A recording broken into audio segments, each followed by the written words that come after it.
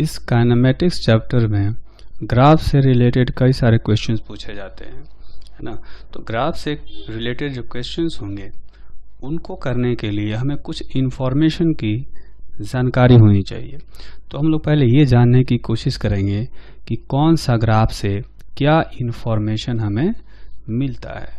ठीक है, तो पहला जो ग्राफ है ये हो गया position time graph. Y axis पर पोजीशन रखा है और एक्स एक्सिस पर टाइम रखा है। ठीक है, तो इस ग्राफ का अगर स्लोप निकाला जाए तो स्लोप का मतलब होगा कि ds बाई dt, है ना। तो ds बाई dt जो है ये बताता है वेलोसिटी और स्पीड। स्लोप जो है वो पॉजिटिव निगेटिव ही होता है। तो अगर पॉजिटिव निगेटिव साइन के साथ में हम देखेंगे स्लोप को तो वेलोसिटी बताएगा, क्योंकि पॉजिटिव निगेटिव डायरेक्शन बता रहा होगा वेलोसिटी का। और स्लोप का सिर्फ मैग्नीट्यूड देखें तो स्पीड बताएगा। ठीक, और ये जो ग्राफ है इसका एरिया निकालें तो एरिया अंडर कर्व, है ना। तो यहाँ से s इंटू डी टी इस तरह से एरिया निकालेंगे इंटीग्रेशन से, और ये जो है कुछ भी इंफॉर्मेशन नहीं देता है। तो ये कहेंगे कि इसका एरिया से कोई इंफॉर्मेशन नहीं मिलेगा, इसलिए इसका एरिया निकालने का कोई फ़ायदा नहीं है। ठीक, यहाँ पर यह है पोजीशन या डिस्प्लेसमेंट। इसको हमने y एक्सिस पर रखा और ये जो है ये है टाइम। उसी तरह से ऐसा हो सकता है कि वेलोसिटी टाइम ग्राफ दिया गया हो। तो वेलोसिटी टाइम ग्राफ से हमें क्या क्या इन्फॉर्मेशन मिलेगा। y एक्सिस पर हमने रखा वेलोसिटी और x एक्सिस पर हमने रखा टाइम। तो इस ग्राफ का जो स्लोप होगा ये स्लोप हो जाएगा dv बाई dt, और जैसा कि हम लोग जानते हैं ये एक्सेलरेशन बताता है ना। तो ये बताएगा इंस्टेंटेनियस एक्सेलरेशन, है ना। तो स्लोप जो है इंस्टेंटेनियस एक्सेलरेशन बताएगा। एरिया अंडर कर्व, तो एरिया अंडर कर्व का मतलब हमें इंटीग्रेशन से निकालना पड़ेगा v dt। तो वेलोसिटी इंटू टाइम इंटरवल ये एक्चुअली में बताता है डिस्टेंस ट्रेवल्ड या डिस्प्लेसमेंट। तो ये बताएगा डिस्टेंस और डिस्प्लेसमेंट, है ना। अब डिस्टेंस कब बताएगा, डिस्प्लेसमेंट कब बताएगा, ये हम लोग थोड़ा सा आगे सीखेंगे, है ना। और अब जो है अगर ऐसा हो कि हमें एक्सेलरेशन वर्सेस टाइम ग्राफ दिया गया हो, है ना। इस पर एक्सेलरेशन हो y एक्सिस पर और x एक्सिस पर टाइम दिया गया हो, इसका जो भी ग्राफ आएगा इस ग्राफ का स्लोप होगा dA बाई dt। ठीक है, ये बताएगा rate of change of acceleration. लेकिन ऐसा कोई क्वांटिटी हमने पढ़ा नहीं है, इसलिए ये मानकर चलेंगे कि इसके स्लोप से कोई इंफॉर्मेशन नहीं मिलेगा। ठीक, जबकि इसका एरिया अंडर कर्व ये निकालेंगे तो हमें इंटीग्रेशन से निकालना पड़ेगा a इंटू डी टी। ठीक, और ये बताएगा change in velocity of particle, है ना। तो AT ग्राफ का जो एरिया है ये बताएगा change in velocity. VT graph का जो एरिया है ये बताएगा डिस्टेंस या डिस्प्लेसमेंट। ठीक, है ना। तो ये सारी चीजें हो गई। अब इसमें से हम लोग ये सीखते हैं कि ये वाला अगर VT ग्राफ दिया गया हो, है ना, तो अगर VT ग्राफ दिया गया हो तो कब ये डिस्टेंस बताएगा और कब डिस्प्लेसमेंट बताएगा। तो इसको समझने के लिए इस ग्राफ को हम लोग फिर से बनाते हैं। ठीक है, मान लेते हैं ये ग्राफ है, इसमें y एक्सिस पर वेलोसिटी रख दिया है, ठीक है, और x एक्सिस पर टाइम रख दिया। तो अगर ऐसा हो, इसमें कुछ ऐसा ग्राफ दिया गया हो, ठीक है, तो इसमें एरिया निकाल सकते हैं। ये एरिया मान लेते हैं A1 है, ठीक है। ऊपर वाला जो एरिया होगा उसको हम लोग पॉजिटिव एरिया मानते हैं, तो इसको लिखेंगे, इसको थोड़ा फिर से ड्रॉ करते हैं।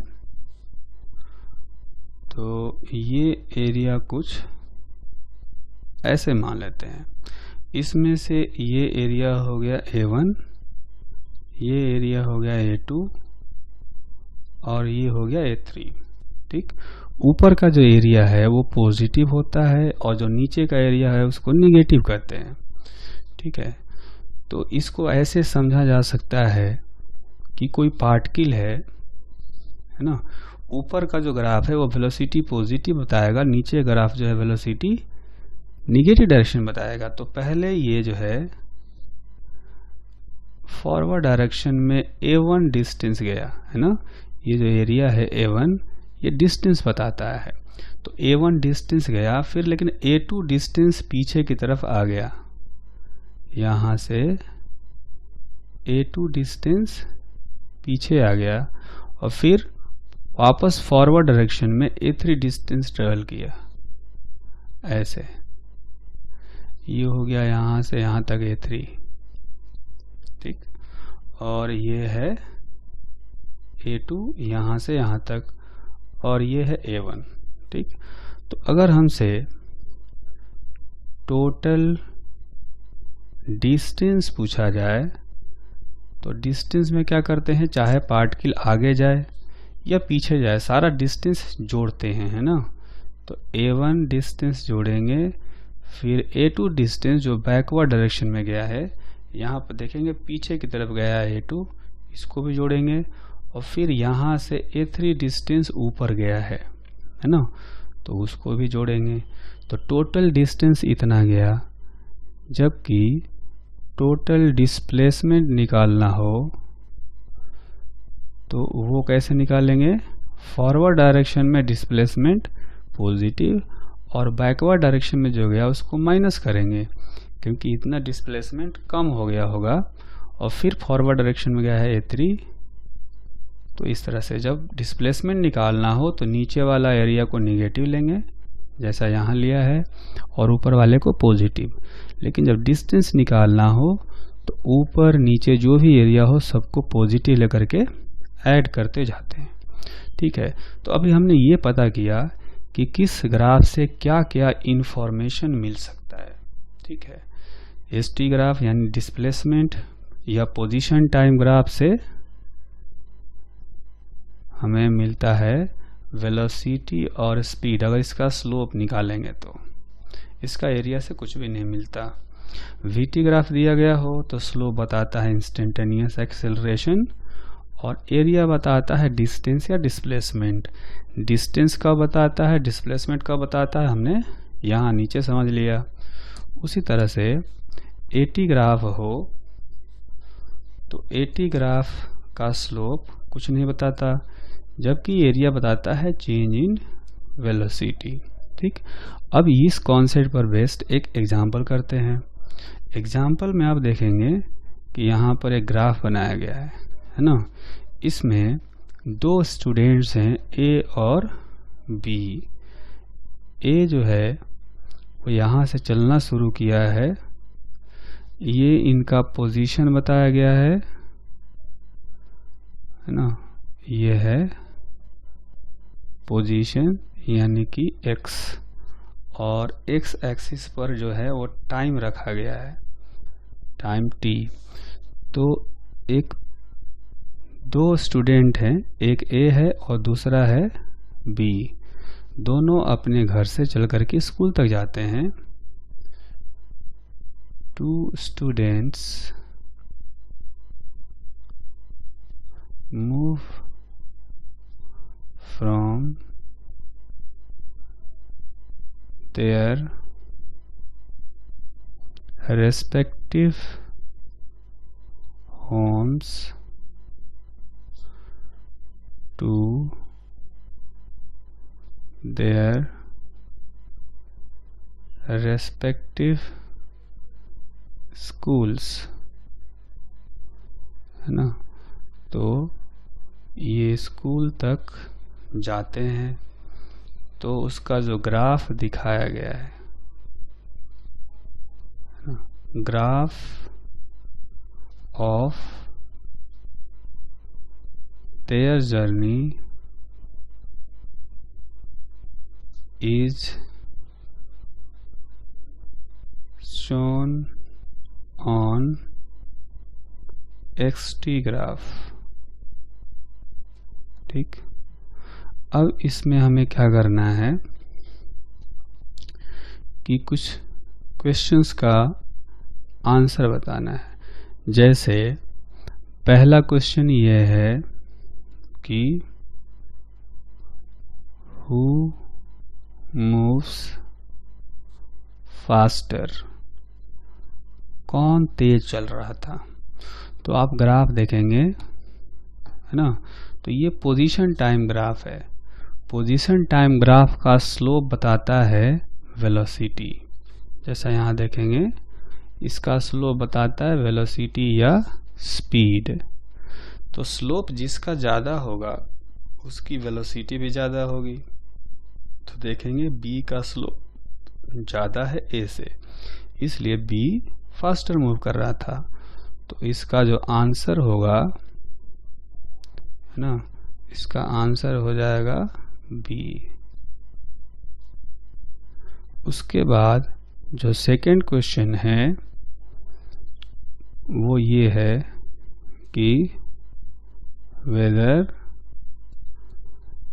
they live in same house or not। हमें ये बताना है कि क्या वो दोनों सेम हाउस में रहते थे, एक ही घर में रहते थे, या डिफरेंट घर में रहते थे। ठीक है, तो आप देखेंगे जो ग्राफ है उसमें दोनों का जो इनिशियल पोजीशन है वो x इज इक्वल टू 0 है ना। a भी x इज इक्वल टू 0 से चला है, और जो b है ये भी x इज इक्वल टू 0 से ही चला है। इसलिए कहा जा सकता है कि दोनों एक ही जगह से चले हैं। इसका मतलब दोनों का घर एक ही जगह पर था, है ना। तो इसका आंसर हो जाएगा yes, they lived in same house। ठीक, उसके बाद इस क्वेश्चन का जो थर्ड पार्ट है उसमें पूछा गया कि which student started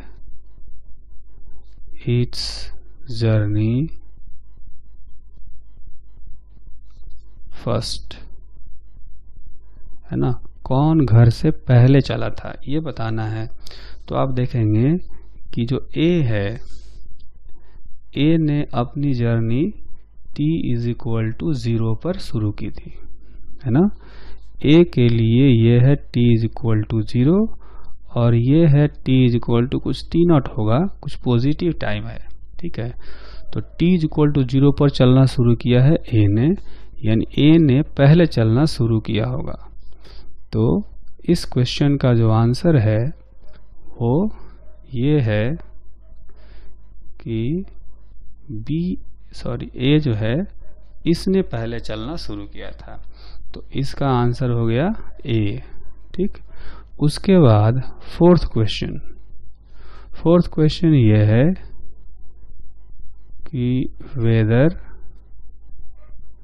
they meet during journey or not। ये हमें पता करना है। तो देखना होगा दोनों के मिलने का कंडीशन क्या होना चाहिए।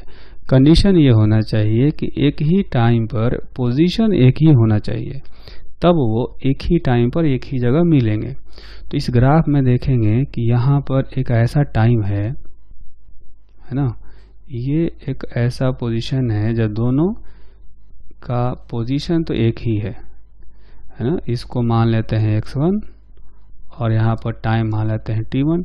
तो t1 टाइम पर दोनों का एक ही पोजीशन है, इसलिए इस पॉइंट पर दोनों जरूर मिले होंगे, है ना। तो ये कह सकते हैं कि yes they meet at the instant when graphs intersect। जहाँ पर ग्राफ ने इंटरसेक्ट किया होगा उस पॉइंट पर ही दोनों मिले होंगे, यानी उस टाइम पर मिले होंगे जो भी पोजीशन होगा। ठीक, इसके बाद एक और क्वेश्चन है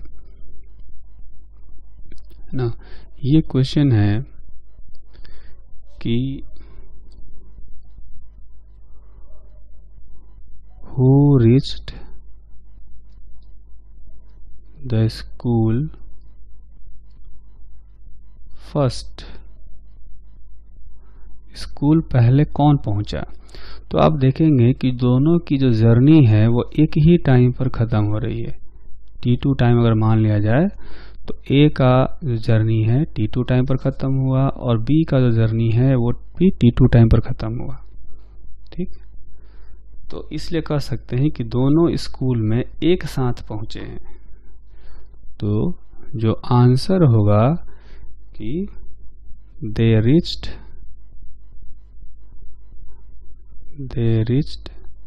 simultaneously। ठीक है, उसके बाद जो 6th क्वेश्चन है वो ये है कि दोनों का जो स्कूल है क्या वो डिफरेंट स्कूल है या एक ही स्कूल है। Whether they studied in same school और नॉट। ठीक, तो आप देखेंगे कि इस ग्राफ में ये दिखाया गया है कि t2 टाइम पर जो A है वो कहाँ पर है। A का पोजीशन हम लोग बताएंगे इतना XA और B का पोजीशन बताएंगे इतना, है ना। t2 टाइम जब उनका जर्नी ख़त्म हुआ है तब दोनों का पोजीशन डिफरेंट है। इसका पोजीशन कम है और उसका पोजीशन ज़्यादा है। तो दोनों जो है वो डिफरेंट स्कूल में पढ़ते हैं, है ना। तो इसका आंसर जो हो गया कह सकते हैं दे स्टडीड इन डिफरेंट स्कूल्स। ठीक है, साथ में ये भी बता सकते हैं कि किसका स्कूल ज़्यादा दूर था।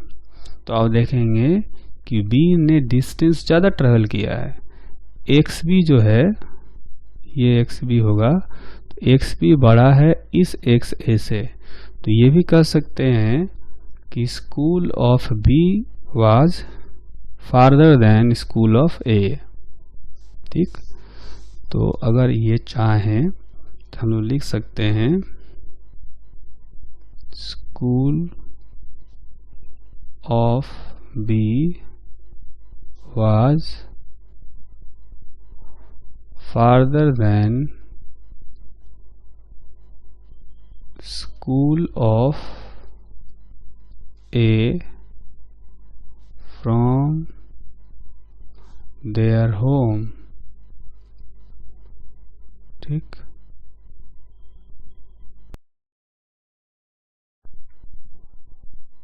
अब हम लोग कुछ इम्पोर्टेंट ग्राफ्स को ड्रॉ करेंगे, है ना, जिनमें से जो है पहले ये ड्रॉ करेंगे व्हेन एक्सेलरेशन ऑफ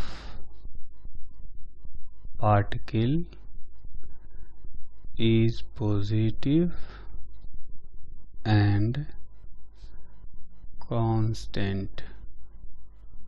ठीक है, तो जब एक्सेलरेशन पॉजिटिव होगा और कांस्टेंट होगा तो उसका ग्राफ कैसा होगा ये हम लोग समझने की कोशिश करते हैं। ठीक है, तो पहले ग्राफ ड्रॉ करेंगे वेलोसिटी वर्सेस टाइम ग्राफ, यानी कि वीटी ग्राफ। तो जब एक्सेलरेशन पॉजिटिव हो, कांस्टेंट हो, तो वीटी ग्राफ ड्रॉ करने के लिए हमें वी और टी में रिलेशन चाहिए, रिलेशन पता होना चाहिए, और वो हमें पता भी है कि v is equal to u plus a t होता है। ठीक है, तो अगर हम लोग ग्राफ प्लॉट करना हो, जैसे जो y एक्सिस है उस पर वेलोसिटी रख देते हैं और जो x एक्सिस है उस पर टाइम रख देते हैं। तो vt ग्राफ ड्रॉ करने के लिए हम लोग क्या करेंगे, इसको ऐसे लिख सकते हैं v is equal to a t plus u, यानी y is equal to m x plus c. ठीक है, y एक्सिस पर वेलोसिटी रखा है इसलिए v को हमने y से रिप्लेस करके समझा। अच्छा, x एक्सिस पर टाइम रखा है तो t को हमने x रख दिया, और ये तो कांस्टेंट है, ये भी कांस्टेंट है और ये भी कांस्टेंट है ना। तो देखने में लग रहा है कि ये एक स्ट्रेट लाइन का इक्वेशन आ रहा है। तो हम लोग जो ग्राफ है उसको ड्रॉ करेंगे तो ऐसे आएगा। ठीक है, ये ग्राफ पीछे नहीं जाएगा क्योंकि टाइम कभी निगेटिव नहीं होता है ना। अब ये हो गया हाइट u, और इसका जो स्लोप होगा है ना, अगर ये थीटा है तो tan थीटा वो एक्सेलरेशन a के इक्वल होगा। ठीक है, और इंटरसेप्ट हो जाएगा u। ये तो वीटी ग्राफ हो गया। उसके बाद जो दूसरा ग्राफ हम लोग प्लॉट करते हैं वो होता है पोजीशन टाइम ग्राफ। तो पोजीशन टाइम ग्राफ प्लॉट करने के लिए हमें s और t में रिलेशन पता होना चाहिए, और वो रिलेशन हमें पता है s is equal to u t plus half a t square होता है। ठीक है, तो अगर हमसे ग्राफ प्लॉट करने के लिए कहा जाए है ना, position versus time graph plot करने के लिए अगर कहा जाए तो हम लोग कैसे प्लॉट करेंगे। आप देखेंगे कि y एक्सिस पर s रखा है और x एक्सिस पर t रखा है, तो इसको हम लोग ऐसे लिख सकते हैं y is equal to x plus b x square, है ना। मतलब x एक्सिस पर टाइम है तो हम लोग क्या करेंगे, t को x लिखकर समझते हैं, t को x लिख दिया, और y एक्सिस पर डिस्प्लेसमेंट है ऐसे, बाकी सारे कांस्टेंट है।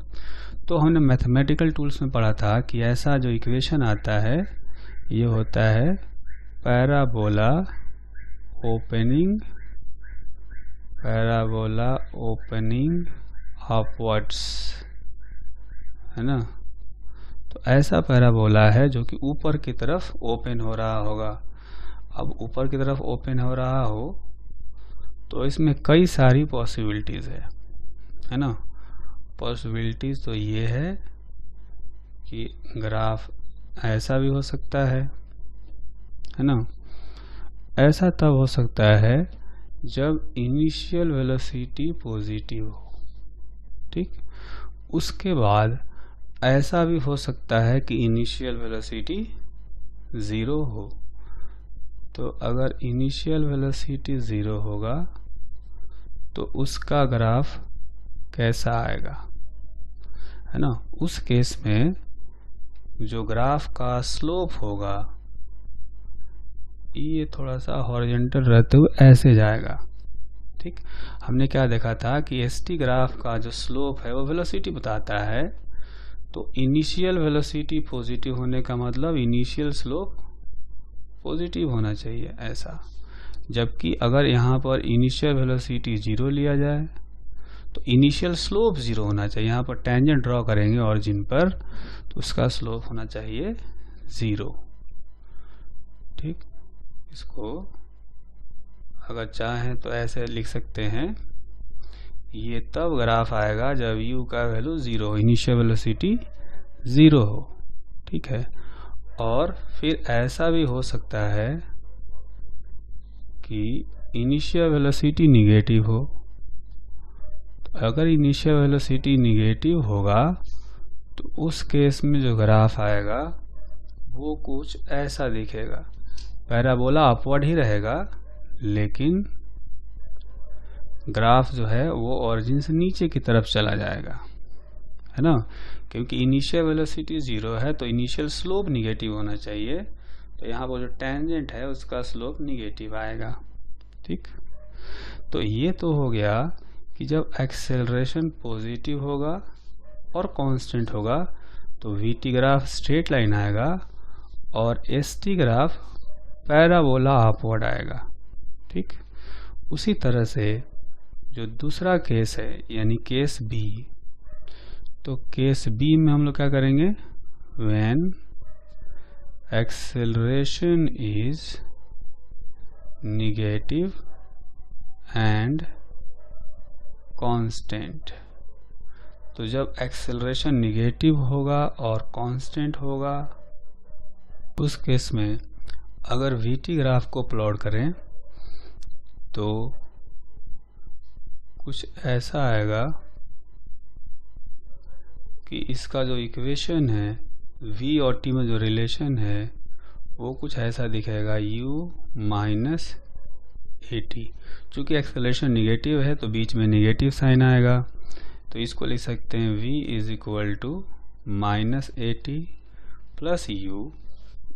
और उसी तरह से अगर हमें ग्राफ प्लॉट करना हो वी टी ग्राफ, तो v एक्सिस और t एक्सिस प्लॉट करेंगे और इसमें से आप देखेंगे कि y एक्सिस पर v रखा है और x एक्सिस पर t रखा है। तो अगर इनको रिलेट करें तो ये दिखेगा स्ट्रेट लाइन जैसा, स्ट्रेट लाइन जैसा दिखेगा जिसमें कि स्लोप निगेटिव है और इंटरसेप्ट पॉजिटिव है। यानी जो ग्राफ है वो ऐसा दिखेगा, ये हो गया u और इसका स्लोप निगेटिव है। यूँ कहें तो ये थीटा हो जाएगा, तो इसका जो स्लोप होगा स्ट्रेट लाइन का m इज इक्वल टू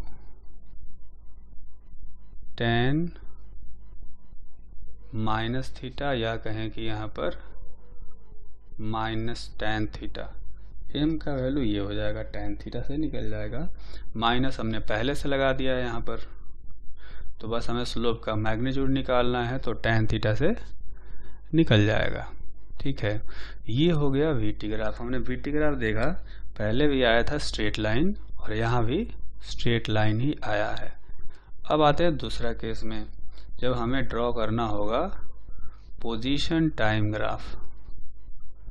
तो एस टी ग्राफ ड्रॉ करने के लिए हमें रिलेशन चाहिए एस और टी में, तो वो रिलेशन हमें पता है U T minus half a t square. चूँकि एक्सेलरेशन निगेटिव है इसलिए बीच में निगेटिव साइन आया।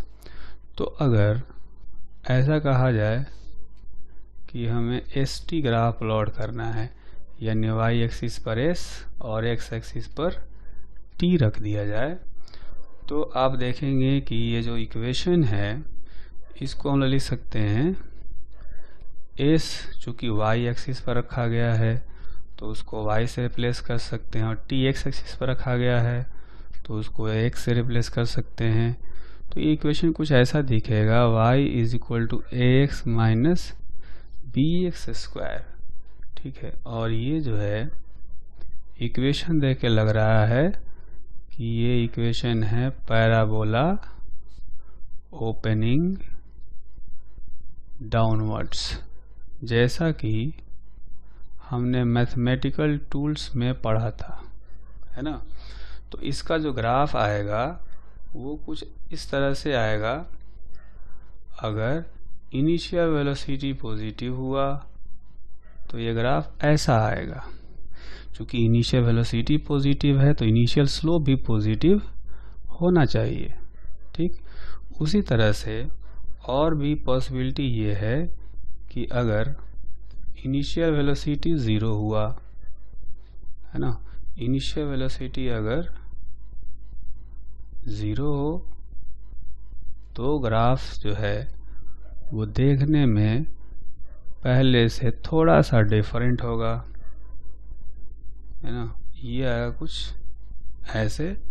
यहाँ पर इनिशियल वेलोसिटी है 0, यानी इनिशियल स्लोप होना चाहिए 0, क्योंकि एसटी ग्राफ का स्लोप ही वेलोसिटी बताता है, ठीक। तीसरी पॉसिबिलिटी ये है कि अगर हमें ग्राफ प्लॉट करना है इस तरह से, तो एस और टी ग्राफ प्लॉट करना हो और इनिशियल वेलोसिटी इस बार निगेटिव हो। इनिशियल वेलोसिटी निगेटिव होने का मतलब कि इनिशियल स्लोप भी निगेटिव होगा, तो ऐसे आ जाएगा ग्राफ, ठीक। तो यहाँ पर हमने क्या देखा कि जब एक्सेलरेशन निगेटिव हो तो ST graph parabola opening downward जैसा होता है, ठीक है। तो ये ग्राफ हो गया। उसके बाद जो थर्ड केस हम लोग देखेंगे, case C, when acceleration is 0 and constant. तो एक्सेलरेशन 0 हो और कांस्टेंट हो, उस केस में वीटी ग्राफ कैसा होगा। अगर वीटी ग्राफ प्लॉट करना हो तो हम लोग ऐसा कर सकते हैं, v is equal to u plus a t, यानी a का वैल्यू हो गया 0, तो v इज इक्वल टू हो गया u, ठीक है। और अगर इसका ग्राफ प्लॉट करने के लिए कहा जाए तो ग्राफ जो है v और t का ग्राफ ये वैसा ही आएगा जैसा y इज इक्वल टू सी हो, है ना। एक ऐसा स्ट्रेट लाइन जिसका स्लोप हो गया है 0, तो इसका ग्राफ हम लोग ऐसे दिखा सकते हैं। ये हाइट हो जाएगा u, लेकिन स्ट्रेट लाइन का जो स्लोप है वो 0 है, इंटरसेप्ट u के इक्वल है, ठीक। फिर से स्ट्रेट लाइन आया था, हमने क्या देखा कि एक्सेलरेशन तीनों केस में कांस्टेंट रखा था, तो स्लोप जो है, जो वीटी ग्राफ है, वो स्ट्रेट लाइन ही आया था। उसी तरह से अब इसमें दूसरा केस ये हो सकता है कि हम लोग एसटी ग्राफ को प्लॉट करें। तो एसटी ग्राफ को प्लॉट करने के लिए एस और टी में एक रिलेशन पता होना चाहिए। ये होता है s equal to u t plus half a t square, है ना। तो ऐसे करेंगे, u t plus half a t square, जिसमें से एक्सेलरेशन है 0, तो एस इज इक्वल टू हो गया यू टी। तो अगर इसका ग्राफ भी प्लॉट करके देखें तो ये भी स्ट्रेट लाइन जैसा कुछ आना चाहिए। तो अगर इस पे हम लोग क्या करेंगे, y एक्सिस पर s और x एक्सिस पर टाइम t रखेंगे, तो ये y is equal to mx जैसा ग्राफ होगा, यानी ऐसा स्ट्रेट लाइन जो कि ऑरिजिन से पास करेगा, ठीक है। तो अभी हमने जो भी ग्राफ बनाए, जो भी इम्पोर्टेंट ग्राफ बनाए, उनका कंक्लूजन लिखते हैं, है ना। कंक्लूजन फ्रॉम दीज ग्राफ्स, है ना। एक्सेलरेशन इन तीनों ही केस में कांस्टेंट था, तो पहला कंक्लूजन तो ये है कि when acceleration is constant then VT graph will be straight line, will be straight line. अभी तक 3 केस हमने देखे, तीनों केस में वीटी ग्राफ स्ट्रेट लाइन ही आया था। ठीक, उसके बाद दूसरा point, when acceleration is positive and constant then ST graph will be parabola opening upwards। ठीक है, उसके बाद तीसरा जो कंक्लूजन है वो ये है, when acceleration is negative and constant then ST graph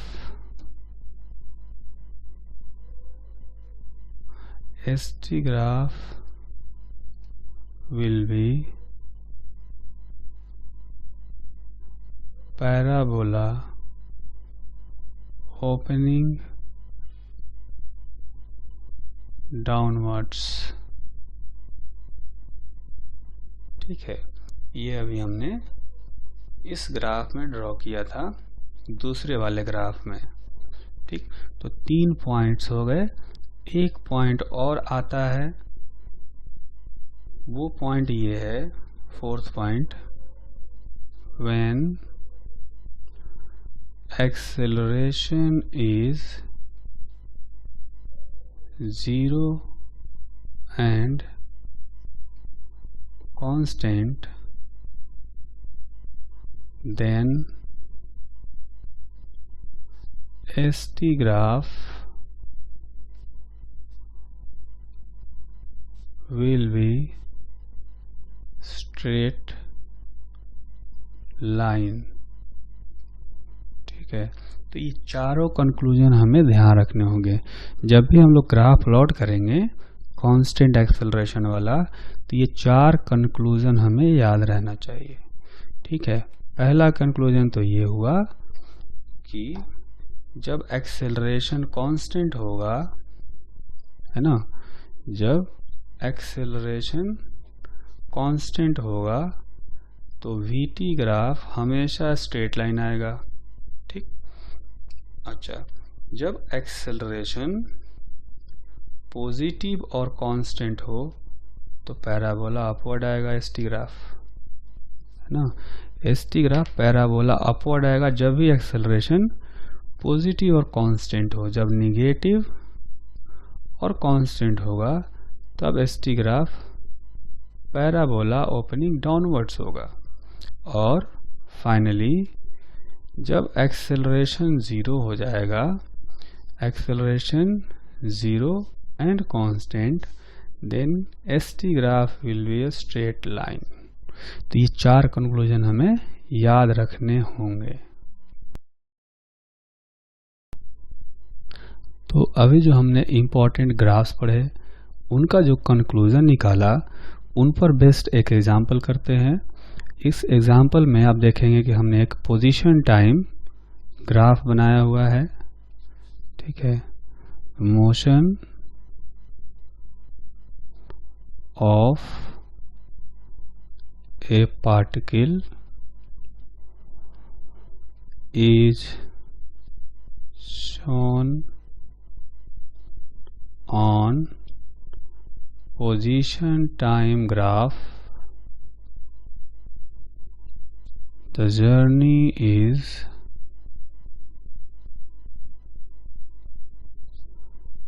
divided into different segments. We have to find or indicate the direction of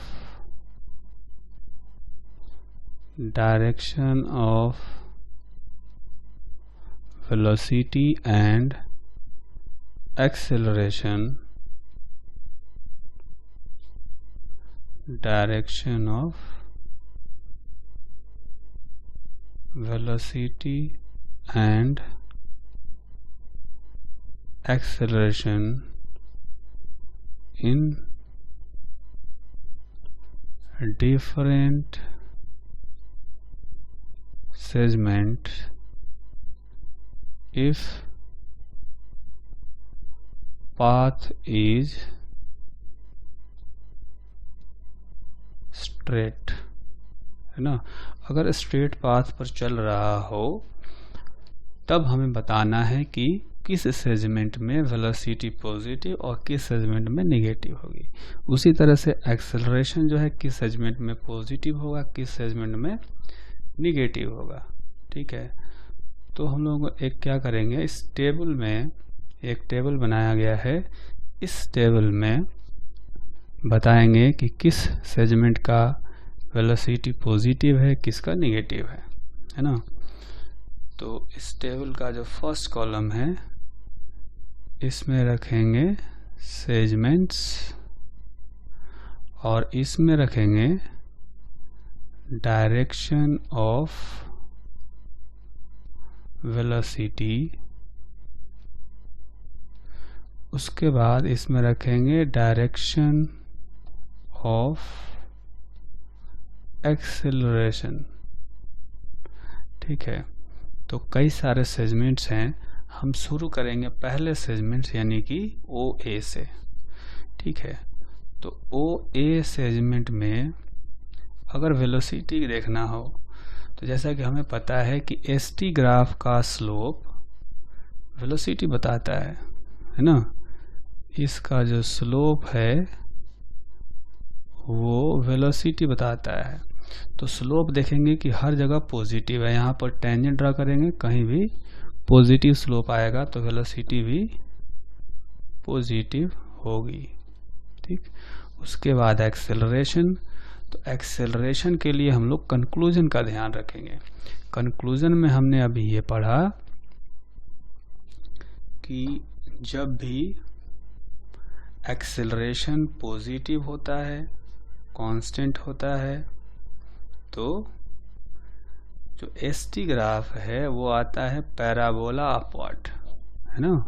तो इस ग्राफ में अगर ST ग्राफ पैराबोला अपवर्ड दिया हुआ है, ये पैराबोला अपवर्ड जैसा दिख रहा है, इसका मतलब ये कह सकते हैं कि एक्सेलरेशन पॉजिटिव होगा। ठीक है, एक तो ऐसे पता चल गया। दूसरा और तरीका है, आप देखेंगे कि जो स्लोप है वो स्लोप इसका धीरे धीरे ज़्यादा स्टीप होते जा रहा है। यहाँ पर स्लोप करीब करीब 0 के आसपास है, इधर इसका जो स्लोप है यानी जो ढाल है वो धीरे धीरे बढ़ रहा है, ये धीरे धीरे स्टीप होता जा रहा है। तो स्लोप बढ़ने का मतलब ये हुआ कि स्टीप होने का मतलब हुआ कि वेलोसिटी का मैग्नीट्यूड बढ़ रहा है ना। और मैग्नीट्यूड बढ़ने का मतलब क्या हुआ कि एक्सेलरेशन और वेलोसिटी सेम डायरेक्शन में होना चाहिए, तभी स्पीड जो है बढ़ सकता है। तो वेलोसिटी पॉजिटिव है तो एक्सेलरेशन भी पॉजिटिव आएगा। ठीक है, इसके बाद जो नेक्स्ट सेगमेंट है वो है AB। तो सेगमेंट AB की बात करें तो AB में देखेंगे ग्राफ जो है स्ट्रेट लाइन है ना। तो स्ट्रेट लाइन हो ST ग्राफ, आप देखेंगे यहाँ पर अगर एक्सेलरेशन 0 हो, कांस्टेंट हो, तब ST ग्राफ स्ट्रेट लाइन आता है। तो पहली बात, एक तो यहाँ से भी कह सकते हैं एक्सेलरेशन 0 हो गया, है ना, इसमें एक्सेलरेशन 0 कर सकते हैं।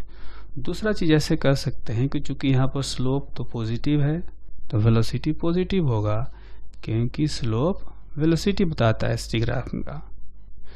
तो वेलोसिटी तो पॉजिटिव आ ही गया क्योंकि स्लोप पॉजिटिव है, तो यहाँ पर स्लोप पॉजिटिव से वेलोसिटी पॉजिटिव, लेकिन स्लोप कहीं चेंज नहीं हो रहा, स्लोप कांस्टेंट है, यानी वेलोसिटी कांस्टेंट है। अगर वेलोसिटी कांस्टेंट है फिर तो एक्सेलरेशन 0 होना चाहिए, और इसलिए भी कह सकते हैं कि एक्सेलरेशन 0 होगा। ठीक, इसके बाद आते हैं अगले सेगमेंट में, यह है सेगमेंट BC, है ना। तो BC में आप देखेंगे कि स्लोप यहाँ भी पॉजिटिव है, यहाँ भी जो भी टेंजेंट होंगे वो x एक्सिस से यानी t एक्सिस से एक्यूट एंगल बना रहे हैं, है ना। तो स्लोप पॉजिटिव होगा। स्लोप पॉजिटिव होने का मतलब कि वेलोसिटी पॉजिटिव होगा, क्योंकि स्लोप वेलोसिटी बताता है। तो यहाँ पर लिखेंगे कि वेलोसिटी जो है वो पॉजिटिव है, लेकिन अगर एक्सेलरेशन की बात करें तो स्लोप पहले ज़्यादा स्टीप है, धीरे धीरे उसका स्लोप कम हो रहा है ना। स्लोप का मैग्नीट्यूड कम होने का मतलब कि स्पीड कम हो रहा होगा। स्पीड कम होने का मतलब है कि वेलोसिटी अपोजिट डायरेक्शन में होगी एक्सेलरेशन के। ठीक है, तो वेलोसिटी चूंकि पॉजिटिव है तो एक्सेलरेशन निगेटिव होगा। एक तो ऐसे पता चला। दूसरा ये है कि ये जो ग्राफ है वो देखने में पैराबोला डाउनवर्ड्स का एक छोटा सा सेगमेंट लग रहा है। तो पैराबोला डाउनवर्ड कब होता है? जब एक्सेलरेशन निगेटिव हो। आप ये कंक्लूजन देखें थर्ड वाला, कि जब एक्सेलरेशन निगेटिव हो, कांस्टेंट हो, तो ST graph parabola opening downwards आता है ना। तो यानी एक्सेलरेशन निगेटिव होगा अगर पैराबोला डाउनवर्ड ग्राफ हुआ तो यहाँ पर पैराबोला डाउनवर्ड है तो एक्सेलरेशन निगेटिव होगा। ठीक, तो यहाँ से भी पता चल गया कि एक्सेलरेशन निगेटिव होगा। उसके बाद नेक्स्ट सेगमेंट CD में अगर देखें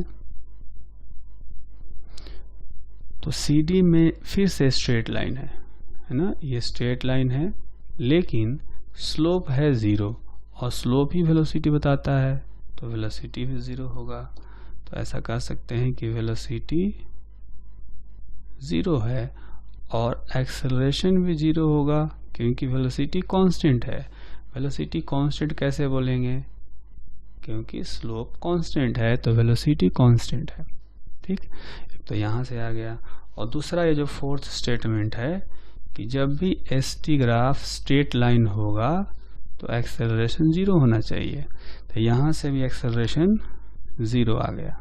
ठीक, इसके बाद आते हैं सेगमेंट DE में। तो DE देखेंगे पैराबोला डाउनवर्ड जैसा दिख रहा है, बिल्कुल इसके जैसा, लेकिन यहाँ पर स्लोप निगेटिव है ना।